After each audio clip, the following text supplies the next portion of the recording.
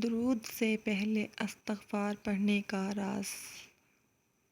ایک دفعہ بنوری ٹاؤن میں حضرت مولانا یوسف بنوری رحمۃ اللہ علیہ، حضرت مولانا شاہ عبد الغنی صاحب رحمۃ اللہ علیہ اور حضرت مولانا ابرار الحق رحمۃ اللہ علیہ صاحب موجود تھے۔ مصر کے علماء اور غیر عرب کے علماء بھی تھے۔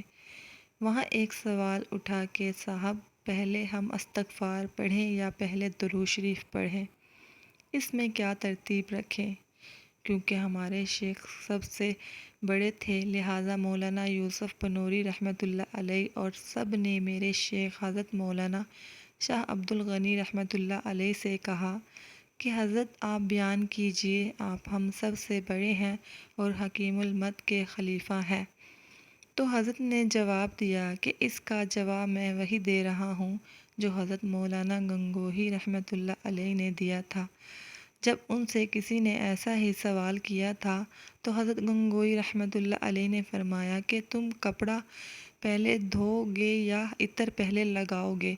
یعنی گندا کپڑا پہلے دھو گے یا عطر پہلے لگاؤ گے؟